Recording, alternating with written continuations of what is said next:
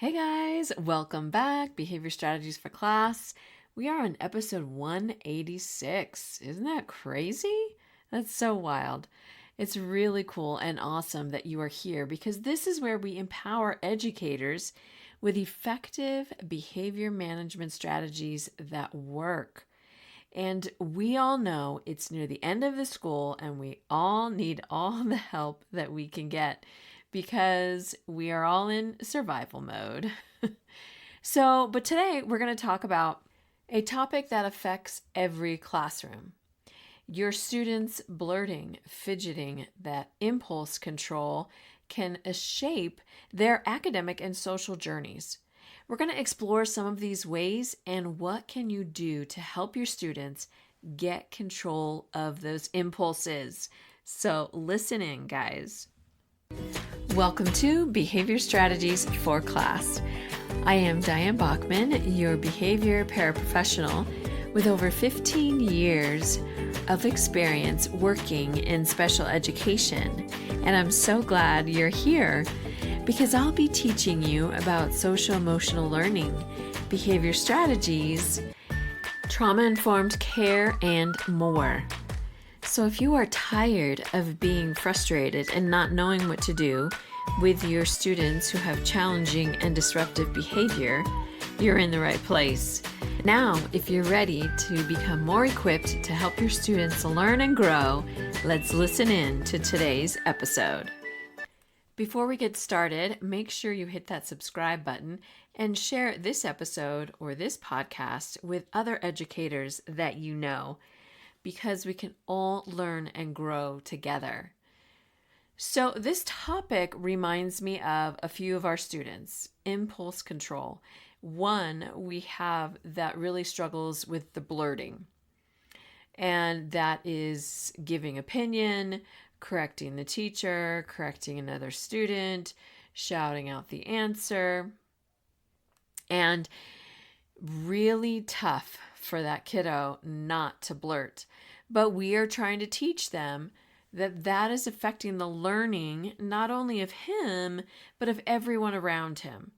And that also affects his social because, kids don't want to be told you're wrong or be corrected, in front of everybody. And so that kind of puts him off.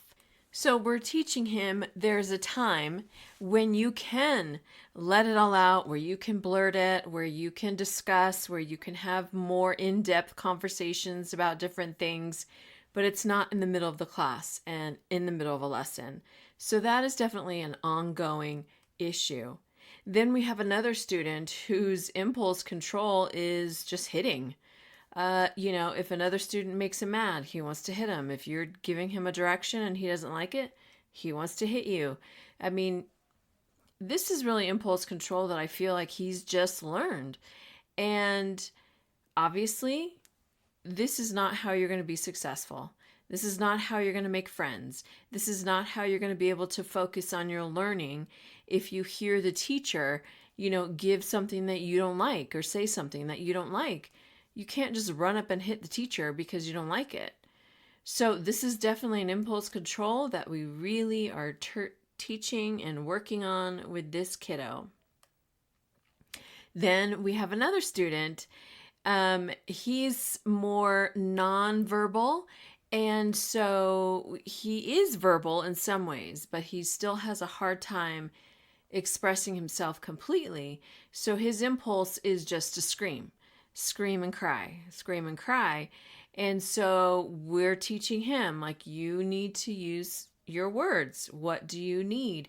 And so these are all different types of impulse control or impulses that our students struggle with. And so they're all different areas, and we continue to work on them daily. And as you know, with your students, this is something you are constantly working on, constantly reminding. How can we help them without constantly nagging per se? Some of our kiddos have behavior charts that they work on, and they have goals.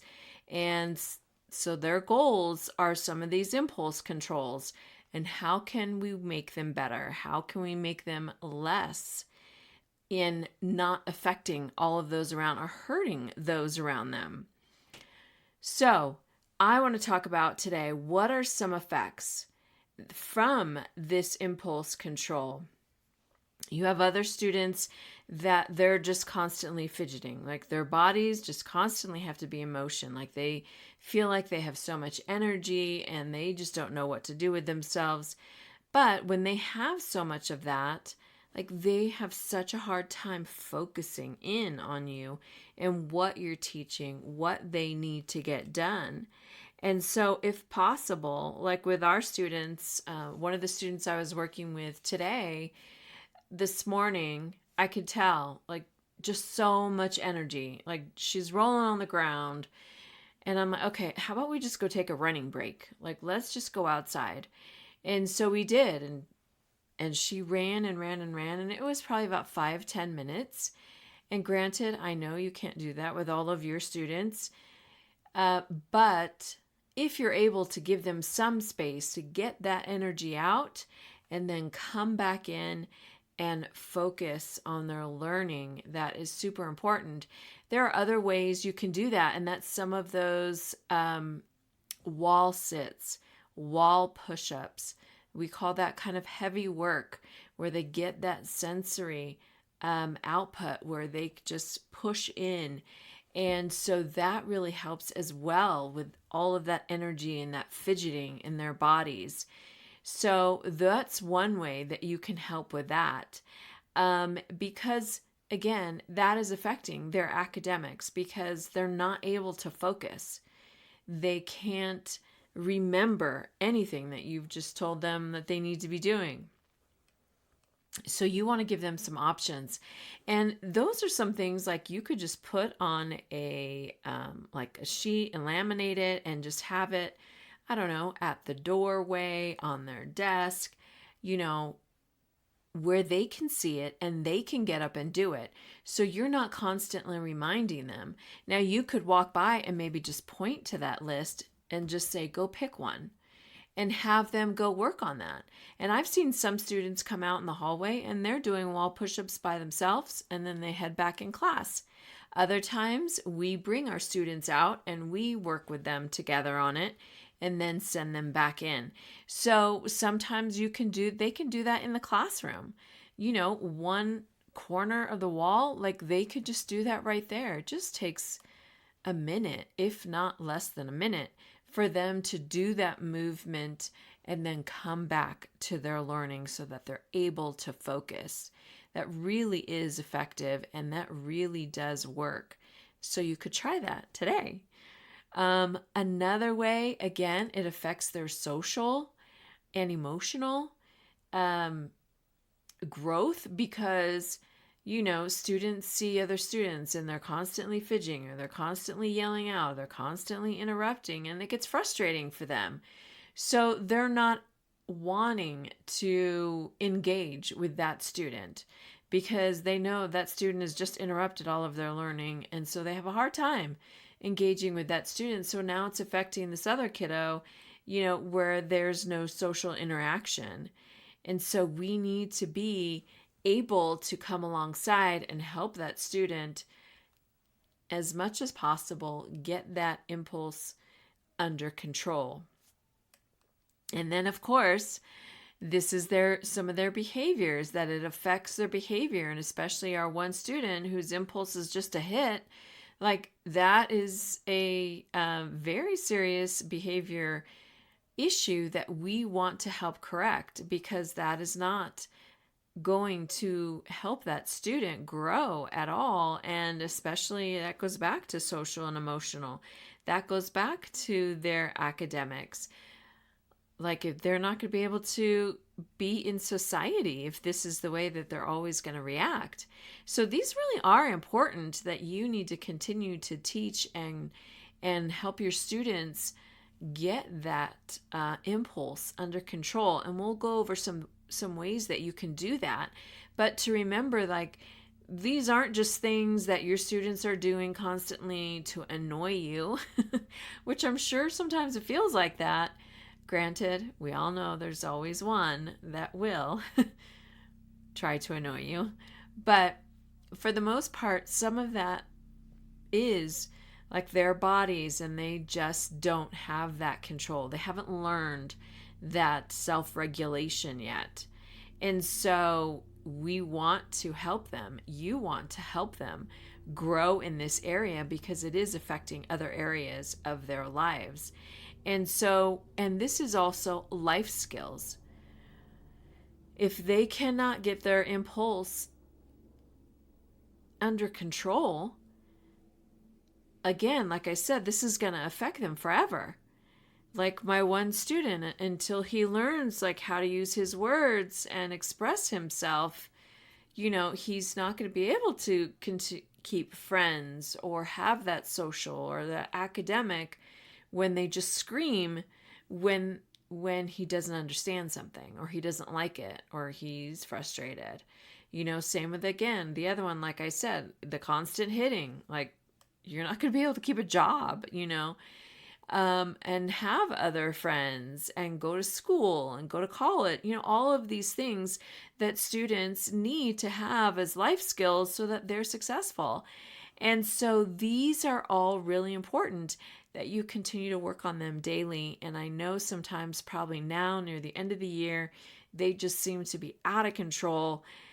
But hang on, because they still need you to hold them to that expectation and help them grow through this.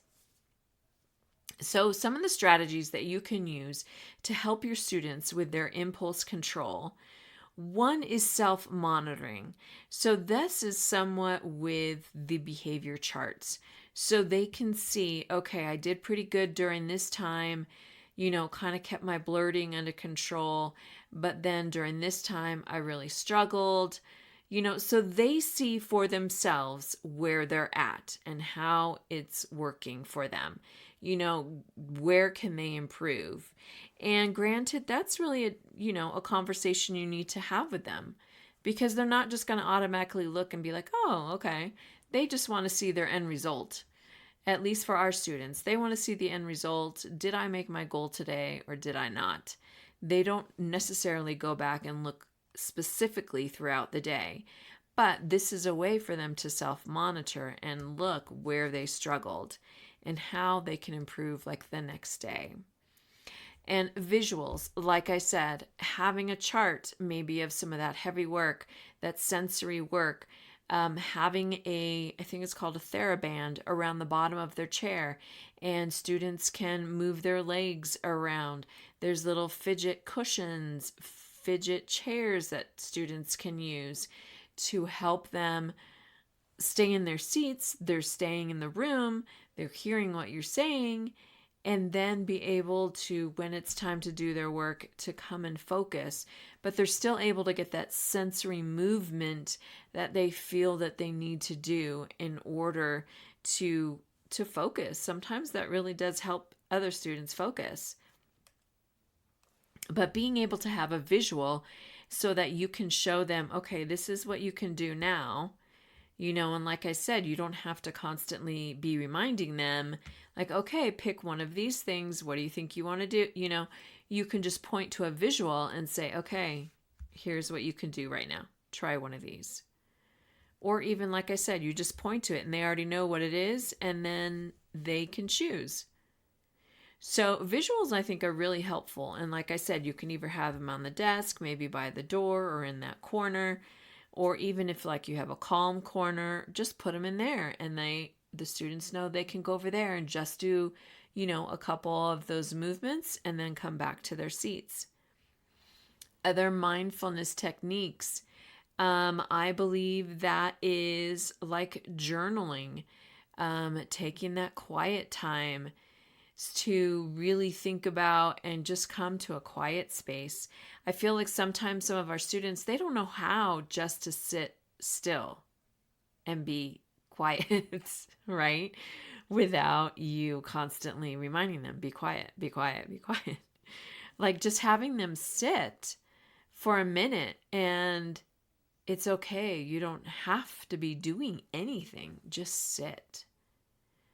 just being able to calm their body, calm their voice for a minute, get into their mind and help them to focus on, okay, what's next? What do I need to do?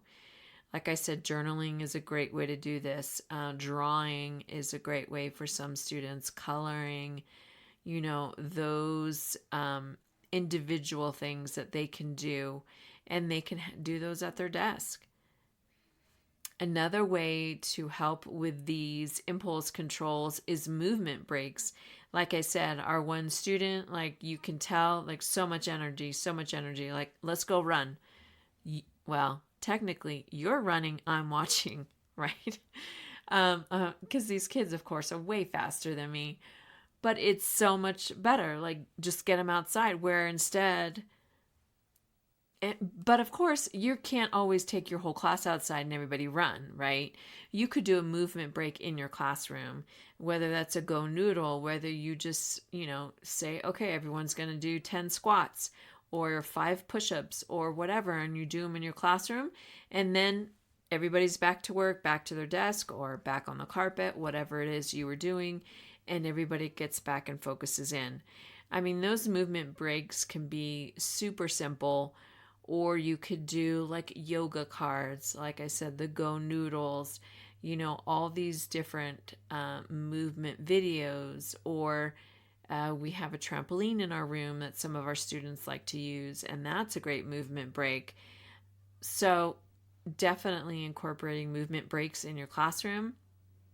Super helpful, especially now. Again, it's near the end of the year, and I think more of your students are feeling that angst, and so they're feeling, their bodies are moving, and so I'm sure you could look out across your classroom and see like, okay, everybody's going to need to like stand up for a few minutes, or whether it's sit down on the carpet, for whatever it is, your class best, when would be a good time to throw in a movement break to help them get that little angst out of their bodies and then come back and focus on what they need to do. Another way to show this is through the positive role models.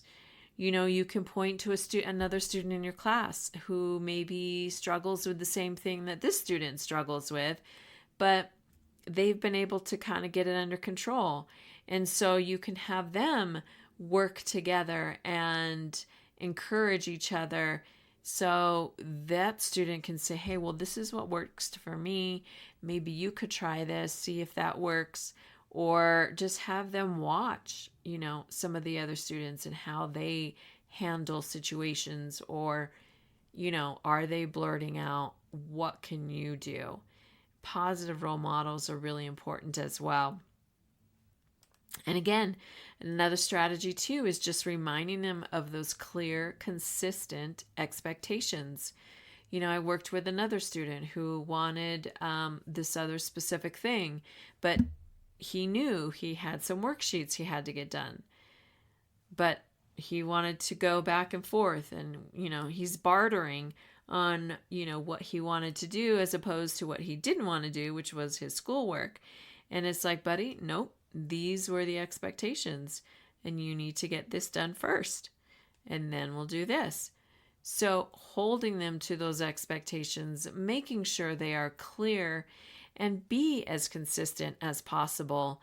Like I said, I know it's the end of the year. There's so many different things going on, and field trips and assemblies and programs that, they mess with your schedule. But your expectations hopefully are still the same as far as expected behaviors and, how do they behave when they're in assembly or in a program or whatever it is, that your students know those expectations, and you can do your best to hold them to those expectations. Another way that we help students with their impulse control, and that is use your words, not your hands, or hands to yourself. So it's just reminding them, guys, you can use your words, not your hands. We're not going to start fighting. We're not going to start this slapping, back and forth and all of this nonsense. Like, it's not okay. Like I said before, this is not going to help your students thrive in society, thrive in their next level of education, or when they get to middle school, high school, college, all of those things, if they cannot help control these impulses that they have. Now, granted, some of these impulses they can't control. They have a diagnosis where they can't control these impulses. But for those who can, we need to continue to help teach them that there are strategies and ways that you can get control of these impulses. Because, like I said, you can't go around hitting people because you don't like what they said, or blurting out every 5 seconds because you need to be heard and you just have so much that you want to share, which I get, or just screaming when you're frustrated and you can't get all your words together. And granted, like I said, this is definitely a continued learning process. So you need to continue to be consistent, holding those expectations, remembering that these are not just little impulses in your classroom. Like, these carry on through life, through everything. And so I know you want your students to be successful and you want them to thrive, not only in your classroom, but obviously in their future. So what strategies are you going to start today? What strategies can you help with your students who are struggling with that poor impulse control? Is it going to be the movement breaks, the mindfulness, the journaling, visuals, teaching them how to self-monitor, giving them positive role models?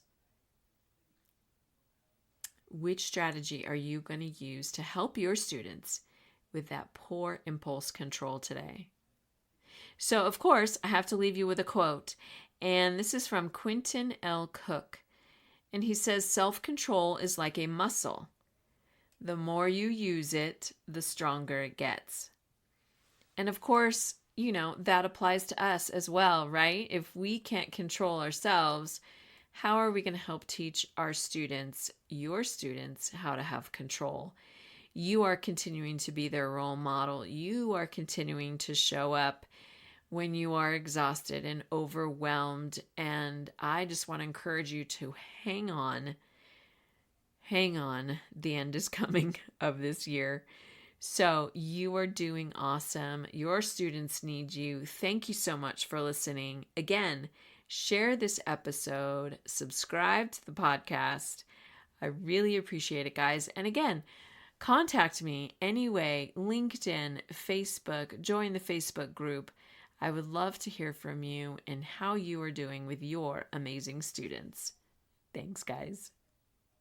Thanks so much for listening. I truly appreciate your support.